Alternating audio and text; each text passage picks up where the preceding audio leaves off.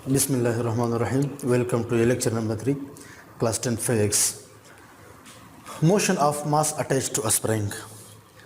अगर आपके पास एक स्प्रिंग है, स्प्रिंग तो आप लोग जानते होंगे, एक स्प्रिंग है और इसके साथ आप लोगों ने एक मास अटैच किया हुआ है।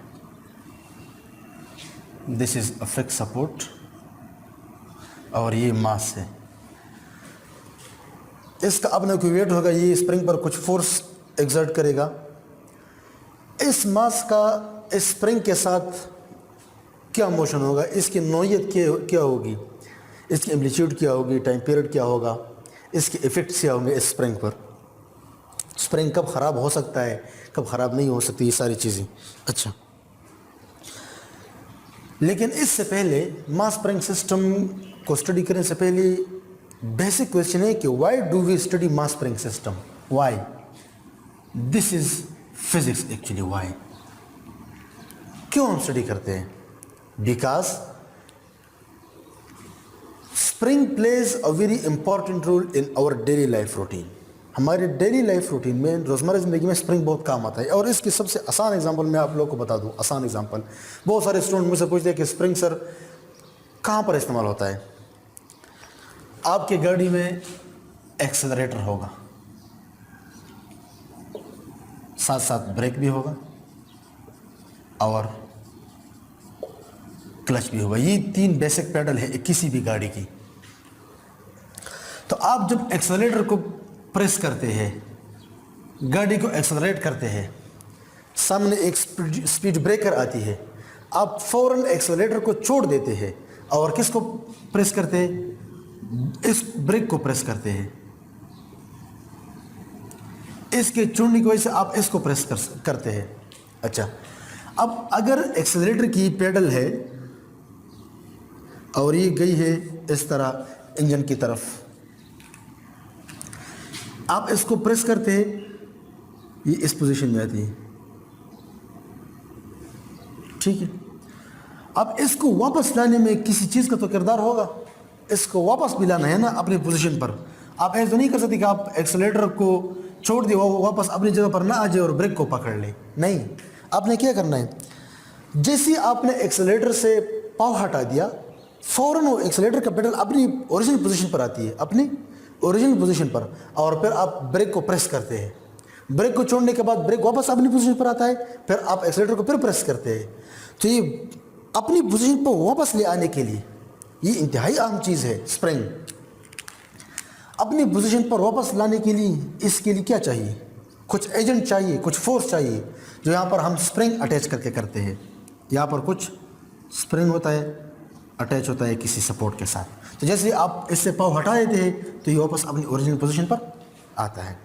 इन द सेम में क्लच का भी यही सीन है। आप जब क्लच प्रेस करते हैं, गियर तब्दील करते हैं, तो क्लच छोड़ने के बाद वो वापस अपनी पोजीशन पर आता है कि नहीं आता? आप देखिए, गाड़ी में जान कर देखिए, बेशक उस क्लच पेडल के साथ कुछ स्प्रिंग होगा जो उसको वापस लाने में मदद करता है, वापस लाने में मदद करता है। इन द सेम में ब्रेक के साथ भी, एक्सेलरेटर के साथ भी। ये तो सिर्फ मैंने एक एग्जांपल दे दिया, बहुत सारे एग्जांपल है, लेकिन ये सबसे प्रैक्टिकल एग्जांपल है। कोई भी गाड़ी में जान, मोटरसाइकिल में भी यही चीज़ें है, साइकिल में भी यही चीज़ें है, सारे। अच्छा, वापस लाने के लिए कुछ ना कुछ स्प्रिंग होते हैं। चूँकि आप चूँकि आप एक्सेलरेटर, ब्रेक और क्लच अपनी मर्जी से बात है, अपनी मर्जी से, लेकिन जब आप उससे पाँव हटा देते हैं या हाथ हटा देते हैं तो वापस अपनी पोजीशन पर कौन ले आएगा इसको? आप तो नहीं लाते, तो खुद ब खुद आता है। खुद ब खुद कैसे आता है? Using a spring. अच्छा, ये तो था कि हम क्यों स्प्रिंग को स्टडी करते हैं। ये इसका इंतहाई बेसिक रूल है, इंतहाई बेसिक किरदार है हमारे डेली लाइफ में। This is mass and this is spring, this is a fix support. और एक आप लेते हैं vertical position, this is mass and this is spring. Let suppose mass की जो मिड पॉइंट है, मास की मिड पॉइंट, ये इसकी इक्विलिब्रियम पोजीशन है, और यहाँ पर भी मास की जो मिड पॉइंट है, ये इसकी इक्विलिब्रियम पोजीशन है, ओ पोजीशन है। आप इस पर फोर्स अप्लाई करते हैं, क्या अप्लाई करते हैं? Force, applied force. तो ये स्प्रिंग स्ट्रेच होकर ये मास यहाँ पर पहुँच जाएगा। आप इस पर फोर्स अप्लाई करेंगे तो ये मास आएगा इस पोजीशन पर। लेट सपोज ये इसकी एक एक्सट्रीम पोजीशन है ए। जब ये वापस आएगा, अच्छा इस पोजीशन पर क्या होगा, इस पोजीशन पर अब स्प्रिंग फुल स्ट्रेच हालत में है, बिल्कुल फुल स्ट्रेच है। अब ये कोशिश करता है कि वापस अपनी पोजीशन पर आ जाए। वापस अपनी पोजीशन पर आने के लिए इस पर एक फोर्स अप्लाई होता है, that is the same restoring force, F R, restoring force. ये स्प्रिंग की वजह से, स्प्रिंग अपनी पोजीशन पर आने के लिए इसको एक रिस्टोरिंग फोर्स चाहिए जो इसकी स्ट्रेचनेस से उसको मिली है। अब वो वापस अपनी पोजीशन पर आएगा। जब वापस में यहाँ पर पहुंच जाएगा इस पोजीशन पर, तो यहाँ पर रुकेगा नहीं, वो पोजीशन पर। Due to inertia it will compress the spring. Energy की वजह से मास आगे जाएगी और इस स्प्रिंग को कंप्रेस करेगा। फॉर एग्जांपल दूसरी एक्सट्रीम इसकी ये है, इस पोजीशन पर मास आ गया ए प्राइम। अब देखिए जब इस पोजीशन पर आ गया तो अगेन इस मास को वापस जाने के लिए एक फोर्स चाहिए कि नहीं, रिस्टोरिंग फोर्स। अब ये स्प्रिंग कंप्रेस हो गया है, इसमें एनर्जी स्टोर हो गई। Now it can push back the mass toward it's mean position. वापस मीन पोजीशन पर आएगा, यहाँ पर रुकेगा नहीं, वापस जाएगा कहाँ पर, अगले एक्सट्रीम पर। और इस तरीके से इसकी मोशन पहले इस डायरेक्शन में, फिर इस डायरेक्शन में, फिर इस डायरेक्शन में, फिर इस डायरेक्शन में, ये जारी रहेगी एक्सेलरेशन। अच्छा यहाँ पर दो चीज़ें हमारे पास हैं। एक पोजीशन है स्ट्रेच स्प्रिंग और दूसरा है कंप्रेस्ड। स्ट्रेच स्प्रिंग यहाँ पर है।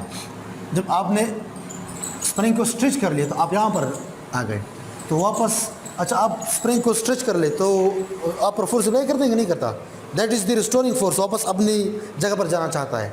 इन द सेम वे आप स्प्रिंग को कंप्रेस कर ले, स्प्रिंग को कंप्रेस करने से आपको, जब आप स्प्रिंग कंप्रेस करेंगे तो आप पर फोर्स अप्लाई होता है कि नहीं, आपके हाथों पर।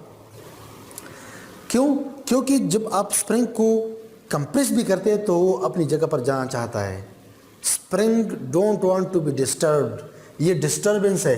आप कभी स्ट्रेच करते हैं, कभी कंप्रेस करते हैं, तो इस पोजीशन में स्प्रिंग क्या है, स्ट्रेच है। स्ट्रेचनेस की वजह से इस मास पर फोर्स अप्लाई होता है रिस्टोरिंग। यहाँ पर ये स्प्रिंग होगा कंप्रेस हालत में, तो कंप्रेस्ड हालत में क्या होता है, रिस्टोरिंग फोर्स इस पर अप्लाई होता है और वापस रिलैक्सेशन के लिए यहाँ पर आता है। लेकिन यहाँ पर आने से मास नहीं रुकेगा, इनर्शिया की वजह से आगे जाएगा।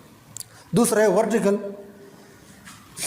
वर्टिकल आपके बुक में डिस्कस नहीं की गई है, लेकिन मैं कोशिश करता हूँ कि इसको भी एक्सप्लेन कर लूँ। आपने लेट सपोज जैसे ही मास डाल दिया तो ये स्प्रिंग नीचे आ गया और मास का जो एक्सट्रीम है वो इस पोजीशन पर आ गया, extreme position A.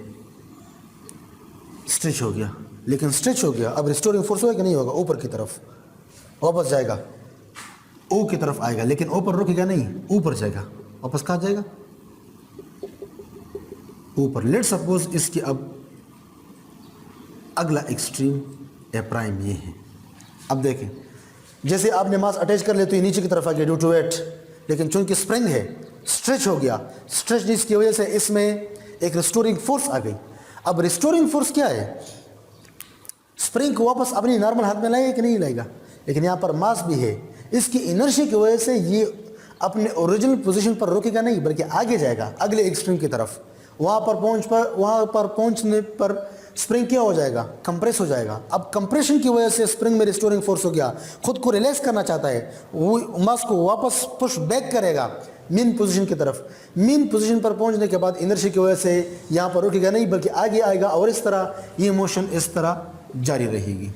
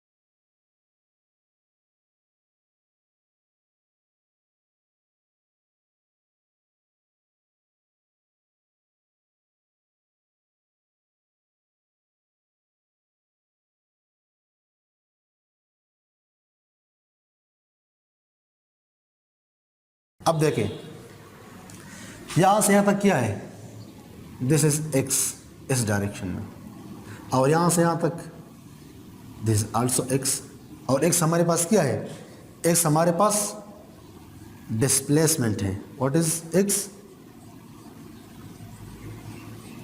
X is displacement. और रिस्टोरिंग फोर्स किस डायरेक्शन में? बिल्कुल रिस्टोरिंग फोर्स किस डायरेक्शन में? रिस्टोरिंग फोर्स डिस्प्लेसमेंट के बिल्कुल अपोजिट है, एंटी पैरेलल है। क्या है? Anti parallel. So restoring force acting on this spring either on this extreme either on this extreme, किसी भी एक्सट्रीम पर इस स्प्रिंग पर इस मास पर जो रिस्टोरिंग फोर्स लग रहा है, दैट इज, किसी भी एक्सट्रीम पर इस मास पर जो फोर्स लग रहा है restoring, that is proportional to the displacement but in opposite direction. दोनों का डायरेक्शन क्या है? अपोजिट है। Force is a vector quantity, displacement is a vector quantity. अगर दोनों में हम डायरेक्शन की बात नहीं करेंगे तो मैग्नीट्यूड कोई काम नहीं करेगा। एक्चुअली यहां पर हमारे साथ डायरेक्शन भी इंपॉर्टेंट है। अच्छा, if restoring is equal to some constant into minus x, याद रखिए यहां पर मैं into minus x, याद रखिए यहां पर मैं बात कर रहा हूं किस चीज की? डायरेक्शन की बात कर रहा हूं। माइनस इसलिए मैं पुट कर रहा हूं, अगर डायरेक्शन की बात दरमियान से निकल जाए तो फिर माइनस लगाने की जरूरत नहीं है। वैसे भी हमें पता है कि force is proportional to displacement, जितना ज़्यादा डिस्प्लेसमेंट होगा उतना फोर्स, रिस्टोरिंग फोर्स उस पर ज़्यादा होगा। अच्छा, यहाँ से मैं सकता हूँ that this is equation F is equal to, इस कांस्टेंट को मैं के का नाम देता हूँ। किस चीज़ का? के। इसको मैं थोड़ी देर बाद एक्सप्लेन करूँगा। Into minus x, or I can write F is equal to minus k x. Let's suppose this is our equation number 1. I can write f is equal to ma from Newton's second law. So comparing equation 1 and 2, left hand sides बराबर है तो right hand side बराबर होनी चाहिए। ma is equal to minus k into x and a is equal to minus k divided by m into x. A is equal to some other constant into minus x. And again पिछले lecture में मैंने explain किया था, इस equal और इस constant को मैं प्रोपोर्शनलिटी में चेंज कर सकता हूँ. So I can write acceleration is directly proportional to displacement but in opposite direction. This is the thumb equation, thumb impression. This is the identity equation for simple harmonic motion. अब अगर किसी motion के लिए ये equation derive करते हैं तो इसका मतलब है कि वो मोशन क्या है? सिंपल हार्मोनिक मोशन है. याद रखिए, हर वाइब्रेटरी मोशन सिंपल हार्मोनिक नहीं हो सकती, लेकिन हर simple harmonic motion vibratory motion हो सकती है. तो यहाँ पर हम ये क्या है, पहले आए की तरफ, फिर मीन, फिर अगली एक्सट्रीम पर, फिर वापस मीन पोजीशन पर, फिर अगली एक्सट्रीम पर, ये क्या है? इस तरह की मोशन. ये वाइब्रेशन है कि नहीं है? लेकिन हम इस वाइब्रेशन को स्टडी करना चाहते थे कि क्या ये वाइब्रेशन जो स्प्रिंग करती है जब इसके साथ कोई मास अटैच हो जाए, क्या ये सिंपल हार्मोनिक मोशन है कि नहीं है? ये क्या ये इक्वल इंटरवल ऑफ टाइम में खुद को रिपीट करते हैं कि नहीं? हाँ, सिंपल हार्मोनिक की एक और प्रॉपर्टी है कि यहाँ से यहाँ तक जाने के लिए जितना टाइम लगेगा उतना टाइम यहाँ से यहाँ आने में भी लगेगा. इसकी क्या होगी? टाइम पीरियड इसका फिक्स्ड होगा. टाइम पीरियड क्या होगा? फिक्स्ड होगा. हार्मनी, इसमें हार्मनी होगी. Repetition after the fixed interval of time. Harmony का मतलब ये है, इसमें टाइम हार्मनी है. क्या है? Time harmony. इसका टाइम पीरियड क्या होगा? फिक्स्ड होगा. लेकिन वो अलग बात है, ये बेसिक इक्वेशन है. जिसमें ये इक्वेशन न पाया जाया हो, जिसमें ये इक्वेशन न पाया जाता हो, वो सिंपल हार्मोनिक मोशन नहीं है. बेशक वो वाइब्रेटरी मोशन होगी, लेकिन सिंपल हार्मोनिक उसको हम नहीं कहला सकते. यहाँ पर हमारे पास मास स्प्रिंग सिस्टम में ये इक्वेशन आ गया. It proves that this motion if you attach a mass with a spring is simple harmonic motion. अब आगे की तरफ जाते हैं कि इसके टाइम पीरियड और फ्रीक्वेंसी का क्या चक्कर है, टाइम पीरियड क्या होगा, किस चीज़ पर डिपेंड करता है, फ्रीक्वेंसी क्या होगी, किस चीज़ पर डिपेंड करती है। मास स्प्रिंग सिस्टम की टाइम पीरियड एंड फ्रीक्वेंसी। अब देखें टाइम पीरियड एंड फ्रीक्वेंसी। आप इस इक्वेशन को ले लें, a is equal to minus के बाई एम इंटू एक्स, और इस इक्वेशन को ले लें a is proportional to minus x. इस इक्वेशन को मैं लिख सकता हूँ a is equal to minus some constant into x, and this constant is experimentally, and this constant is a is equal to minus 4 pi square divide by T square. ठीक है, ये actually 2 pi by T whole square है। ये क्या है, 2 pi by T whole square है, whole square है। So this is equation number B. This is acceleration, this is acceleration. I can compare both. 4 pi by T square, 4 pi square by T square, this is equal to minus अपनी जगह पर, हाँ यहाँ पर x भी है एक, into X, this is equal to minus के by M into X. X X आपस में कैंसिल, माइनस माइनस कैंसिल। अब देखिए मुझे क्या चाहिए, टाइम पीरियड, लेकिन ये डिनोमिनेटर में है। मैं इसको इन्वर्ट करूंगा तो ये खुद ब खुद इन्वर्ट हो जाएगा। It will be like T square divide by 4 pi square is equal to M divide by K, and furthermore I can write from here, इस 4 पाई स्क्वायर को इस साइड पर ले जाऊंगा, so T square is pi square into m divided by k. What I need, not t square, I need t. So taking square root both side, इस पर square root आएगा तो ये 2 पाई बन जाएगा, स्क्वायर इससे ख़त्म हो जाएगा, और इस पर स्क्वायर नहीं है तो ये आ जाएगा m डिवाइड बाई k। अब हमारे पास यहाँ पर 3 चीज़ें रह गई हैं। पहली चीज़ ये है कि टाइम पीरियड किस चीज़ पर डिपेंड करता है, मास पर। मास ज़्यादा तो टाइम पीरियड ज़्यादा, जाहिर बात है। अब देखें पीरियड ज़्यादा, सॉरी मास ज़्यादा तो टाइम पीरियड ज़्यादा, because time period depend on mass, square root of mass. Mass ज़्यादा होगी तो टाइम पीरियड ज़्यादा होगी। दूसरी चीज़ हमारे पास फ्रीक्वेंसी क्या है, frequency is actually the reciprocal of time period. So इसको सिर्फ उल्टा कर लें, इससे आ जाएगा 1/2 pi into square root K by M बन जाएगा। क्या बन जाएगा, K by M. This is the frequency. जो आखिरी चीज़ हमारे पास दी गई है वो के है, के। इसको हम कहते हैं स्प्रिंग कांस्टेंट। क्या कहते हैं इसको, spring constant K. It shows stiffness of the spring. क्या, स्टिफनेस ऑफ द स्प्रिंग।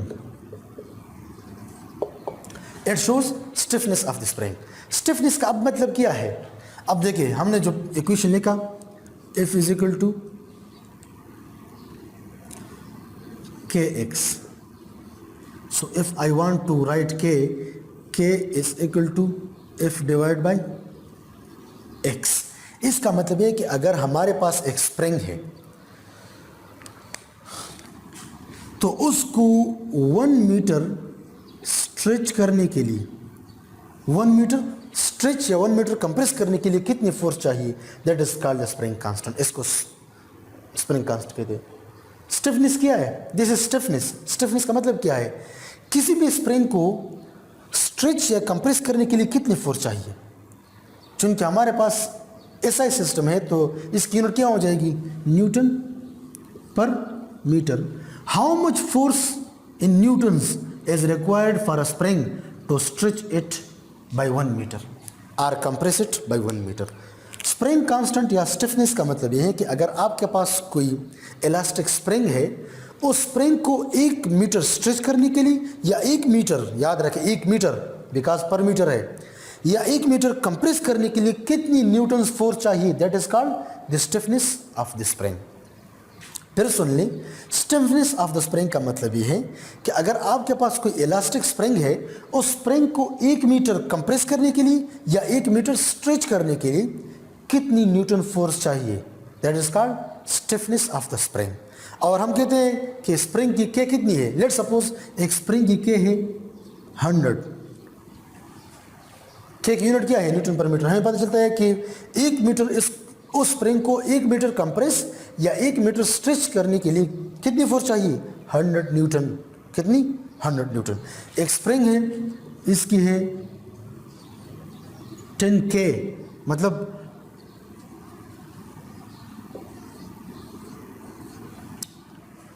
10,000। के कितनी है किसकी, 10,000। मतलब क्या है, वो स्प्रिंग बड़ा, इसकी स्टिफनेस ज़्यादा है। स्टिफनेस क्या है, ज़्यादा है।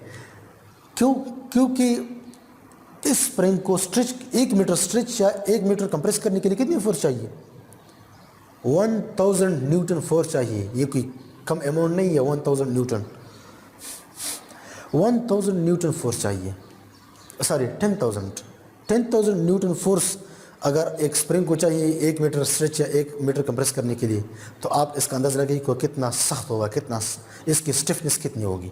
अच्छा, जिसकी के कितनी ज़्यादा होगी उसकी स्टिफनेस उतनी ज़्यादा होगी।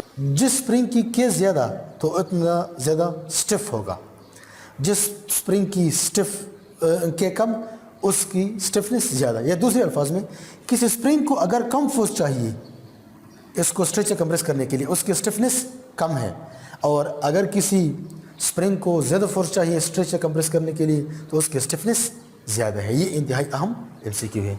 अगले लेक्चर तक के लिए इजाज़त चाहता हूँ। अल्लाह हाफ़िज़।